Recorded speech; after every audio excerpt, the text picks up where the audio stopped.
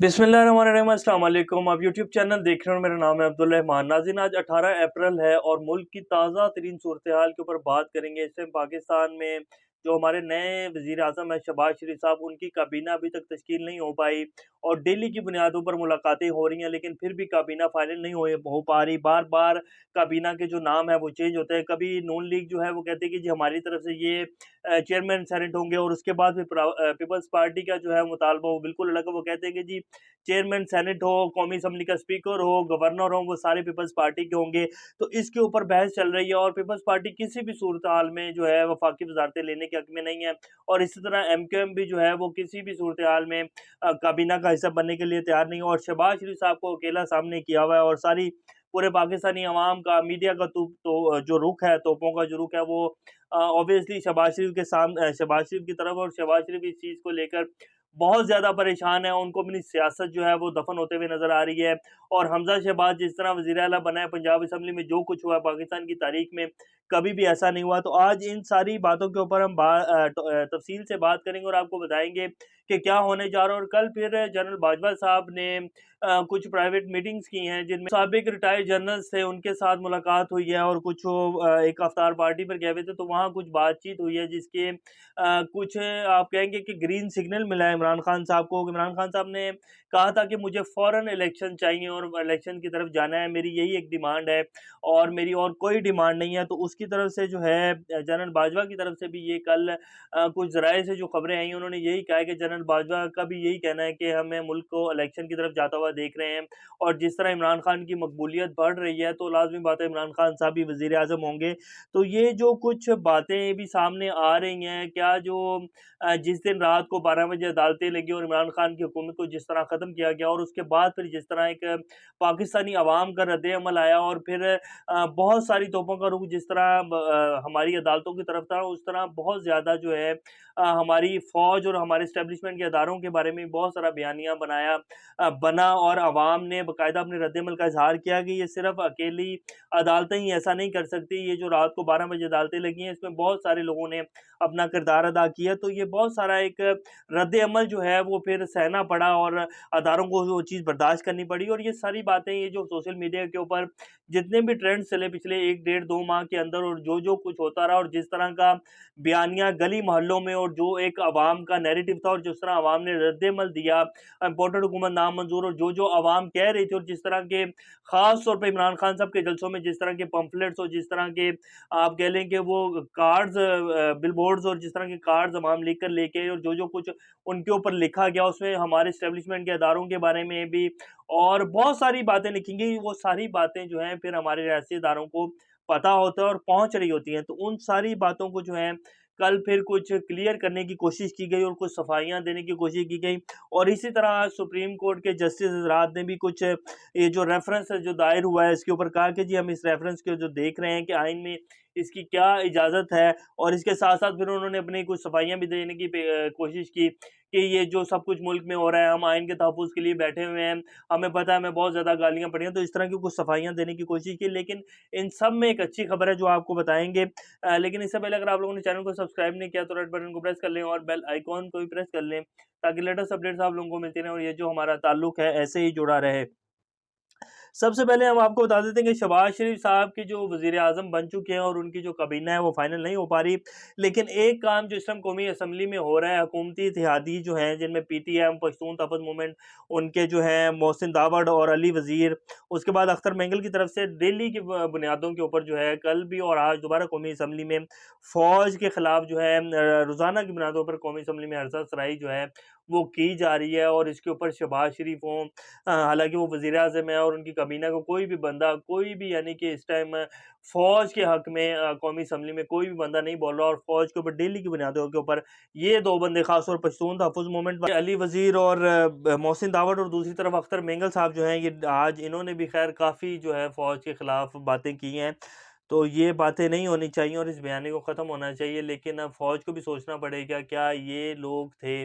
जिनको न्यूट्रल रह कर ही आप कह लें, अगर आप न्यूट्रल भी हैं, जैसे कि हमारे अदारे कहते हैं, हमारी एस्टेब्लिशमेंट कहती है, और उस दिन DGISPR साहब ने भी कहा कि हम न्यूट्रल हैं, हमारा कोई किरदार नहीं है इसमें, ये जो कुछ भी हो रहा है। तो क्या न्यूट्रल रहकर आप ऐसे लोगों को आगे आने दें, वो जिस तरह भी बेईमानी करके आए हैं, जिस तरह उन्होंने पैसा लगाया है और जिस तरह ज़मीर खरीदे गए हैं, और अब जो कुछ इस टाइम पार्लिमान में और कौमी असम्बली में हो रहा है, फ़ौज को, और हमारी एक ही इदारा है हमारा जो इस टाइम पाकिस्तान की बका के लिए ज़रूरी है और वो बचा हुआ है। बाकी तो जितने भी इदारे थे इस मुल्क के, उनको तबाह कर दिया गया सोची समझी साजिश के तहत। आप कोई भी इदारा उठा के देख लें, वो तबाही के दहाने पर खड़ा हुआ है। सिर्फ़ एक फ़ौज वाहिद अदारा है इस मुल्क का जो बचा हुआ है और जो इस मुल्क की बका के लिए ज़रूरी है, तो उसके खिलाफ भी जो है पिछले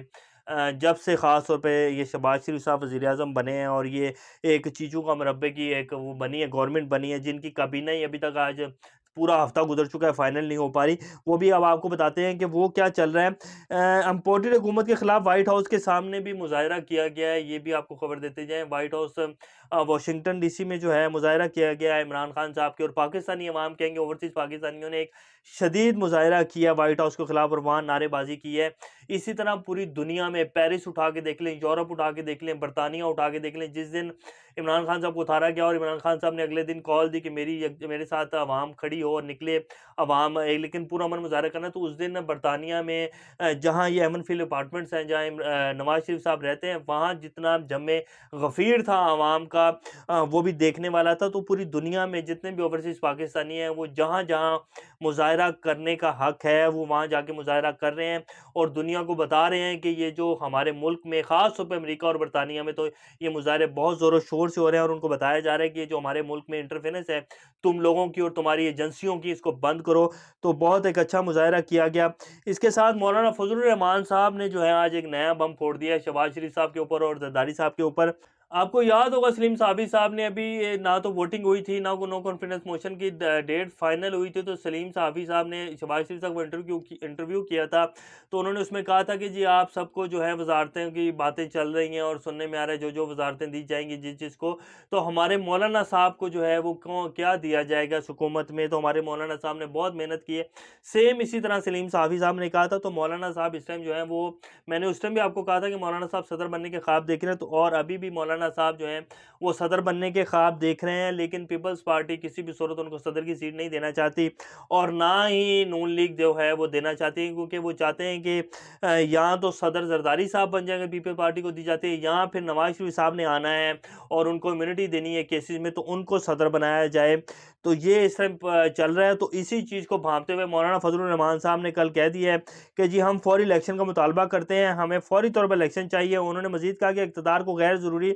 लंबा करना हमारे मौक़िफ़ नहीं है, कौम को अमानत वापस करना हमारी ज़िम्मेदारी है, और हम इसी को लेकर आए थे कि हम इनको, हुकूमत को, इसको फ़ारिग करके जो है हम नया इलेक्शन करवाएंगे, और इलेक्शन की तरफ हमें चले जाना चाहिए। तो मौलाना साहब ने बता दिया, बेटा अगर मुझे सदर नहीं बनाओगे तो फिर मैं तो यूँ खड़ा हूँ और मैं तो इलेक्शन की तरफ जाऊँगा, और मैं फिर भरपूर किस्म से जो है जितनी भी मेरी जमातें हैं और जितने मेरे वोट हैं तुम्हारी हुकूमत बनाने में, हम सब कहेंगे कि इलेक्शन करो, तो तुम्हें फिर करवाना पड़ेगा। इसके साथ-साथ बिलावल भुट्टो को वज़ीर ख़ारिजा बनाने का जो है इम्कान है, ये कहा जा रहा था, नून लीग की तरफ से ख़ास तौर पे कहा जा रहा था कि जी आप बिलावल भुट्टो को वज़ारत ख़ारिजा दें। तो उसके ऊपर ज़रदारी साहब ने और पीपल्स पार्टी ने अभी तक कोई वाज़ेह जवाब नहीं दिया, और ना ही वो वफ़ाकी वज़ारतें लेना चाहते हैं। मुर्तज़ा अब्बासी जो हैं उनको, ये JUI के हैं, और मौलाना साहब की मेहरबानी की वजह से इनको जो है डिप्टी स्पीकर का ओहदा दिया जा रहा है। हिना रब्बानी खैर जो है वज़ीर मुमलिकत बराए ख़ारिजा अमूर बनाए जाने का इम्कान है, जबकि शाज़िया मरी या मुस्तफ़ा नवाज़ खोखर को वज़ारत इंसानी हकूक़ का वो जो है कलमदान देने का इम्कान है। ख्वाजा आसिफ साहब जो हैं वज़ीर तिजारत होंगे। राना सनाउल्लाह एज़ यूजुअल वज़ारत दाखिला दी जाएगी या वज़ारत कानून दी जाएगी। मरियम औरंगज़ेब जो हैं वो तो वज़ार इत्तलात के जो हैं वो बनी हुई हैं, और वो शहबाज शरीफ साहब के साथ-साथ हैं, तो वो तो पक्की वज़ीर इत्तलात हैं। नवाज़ शरीफ साहब के हवाले से एक बड़ी खबर आई है, डिप्लोमेटिक पासपोर्ट जो है जारी किया जा रहा था, और जिस तरह के इम्कानात हैं कि उनको डिप्लोमेटिक पासपोर्ट जारी कर दिया जाएगा नवाज़ शरीफ साहब को और इसहाक डार साहब को, तो उसके ऊपर जो है फिर एक हाई कोर्ट में, इस्लामाबाद हाई कोर्ट में एक दरख्वास्त जमा करवाई गई नवाज़ शरीफ साहब को कि डिप्लोमेटिक पासपोर्ट एक मुजरिम को दिया जा रहा है, और इसहाक डार जो कि एक मफरूर मुलजिम है, जिन्हें अदालतें मफरूर करार दे चुकी हैं, उन्हें डिप्लोमेटिक पासपोर्ट जारी किया जा रहा है। तो इसको रद्द किया जाए और इसके ऊपर जो है समाअत की जाए। तो आज अतर मिनल्ला साहब ने अपनी अदालत में फ़ैसला किया है, वो फ़ैसला आपको बता देते हैं कि उन्होंने क्या फ़ैसला किया इस्लामाबाद हाई कोर्ट ने। इस्लामाबाद हाई कोर्ट भी जो है रात को उस दिन 12 बजे खुल गई थी और अतर मिनल्ला साहब जो है अपने तमाम अमले के साथ पहुँच गए थे। तो आज उन्होंने फ़ैसला किया, दरख्वास्त गुज़ार ने अदालत से वफाकी हुकूमत को नवाज़ शरीफ को डिप्लोमेटिक पासपोर्ट का इजरा रोकने की दरख्वास्त की थी और कहा था कि वो मफरूल मुलजिम है, इसलिए रियासत इन्हें गैर मामूली सहूलत या फ़ायदा नहीं दे सकती। तो इसके ऊपर अतर मिनल्ला साहब ने कहा है कि आपके पास क्या कोई सबूत हैं कि वफाकी हुकूमत जो है वो नवाज़ शरीफ साहब को डिप्लोमेटिक पासपोर्ट जारी करी है। तो उनके जो वकील थे उन्होंने कहा, जो कि गवर्नमेंट के वकील थे, उन्होंने कहा कि जी ये अखबार में जो है इश्तिहार आया हुआ है, तो इसके ऊपर हम कह रहे हैं कि जी ये आप इससे पहले ही समाअत कर लें ताकि उनको डिप्लोमेटिक पासपोर्ट जो है वो जारी ना किया जाए। तो उसके ऊपर अतर मिनल्ला साहब ने दरख्वास्त खारिज कर दी और 5000 रुपये का जुर्माना कर दिया और कहा कि जब अभी तक कोई सबूत ही नहीं है आपके पास कि उनको डिप्लोमेटिक पासपोर्ट जारी किया जा गया है या नहीं किया गया, तो वो आपको जो है आपकी दरख्वास्त सुनने का मतलब ही नहीं, हमारा टाइम वेस्ट करें, आप 5000 रुपये का जुर्माना है आपको, तो ये आपको भरना पड़ेगा। बाकी डिप्लोमेटिक पासपोर्ट तो जो है वो हम कैसे रोक सकते हैं। असल में उनका कहने का मतलब ये था कि उनको लाजमी बात है, उनको डिप्लोमेटिक पासपोर्ट जो है वो जारी कर दिया जाएगा। जब रात को 12 बजे अदालतें खुल सकती हैं, 16 अरब रुपए की जो है मनी लॉन्ड्रिंग के केसेस हैं और 11 अप्रैल को फर्द जुर्म आयद होनी है और हैंकियां बैंकियां की जा रही हैं और अदालतों को नहीं पता था क्या, हमारे सुप्रीम कोर्ट के जस्टिस साहब जो हैं उन्हें नहीं पता था कि शहबाज शरीफ साहब के ऊपर कौन से केसेस हैं और हमजा शहबाज के ऊपर कौन से केसेस हैं और किस तरह ये फर्द जुर्म आयद होने की वजह से कैसे कैसे ये भागते फिरे और किस तरह के बहाने बना रहे हैं। तो जब उनके लिए रात को 12 बजे अदालतें खुल सकती हैं और उनको वज़ीर-ए-आज़म बनने दिया जा सकता है, तो फिर नवाज़ शरीफ को भी डिप्लोमेटिक पासपोर्ट जो है वो जारी हो सकता है।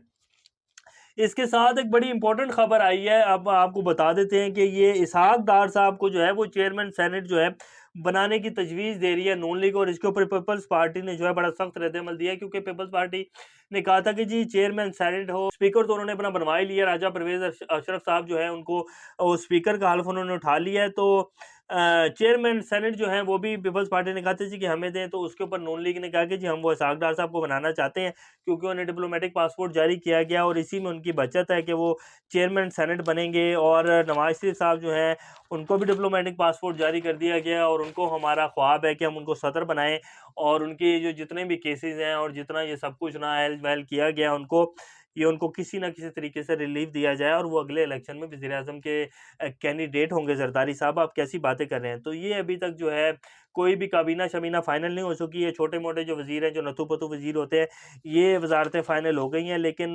पीपल्स पार्टी किसी भी सूरत इस हुकूमत का हिस्सा नहीं बनना चाहती और ना ही एमक्यूएम बनना चाहती, क्योंकि उन्हें नज़र आ रहा है कि ये मैक्सिमम 1-2 महीने, और जिस तरह की मैंने आपको जनरल बाजवा साहब को भी बताया और उनकी तरफ से जो खबरें आ रही हैं वो भी यही है कि मैक्सिमम 1-2 महीने हैं, इसी में इलेक्शन की जो है इलेक्शन की तरफ चले जाएगा और उसके बाद निगरान सेटअप आ जाएगा। तो ये अभी तक की अपडेट्स हैं। इमरान खान साहब जो हैं, जैसे कि उन्होंने कहा था कि मैं ख़तरनाक हो जाऊँगा, तो अभी तो सिर्फ़ वो झलकियाँ दे रहे हैं। तो काफ़ी हद तक जो है तबीयत भी दुरुस्त हो चुकी है। हमारे कुछ जितने भी हमारे हलके हैं, बड़े पावरफुल हलके हैं, उनकी काफ़ी की जो है काफ़ी आराम आ चुका है और अभी कुछ दिनों में बाद जो है और आराम आ जाएगा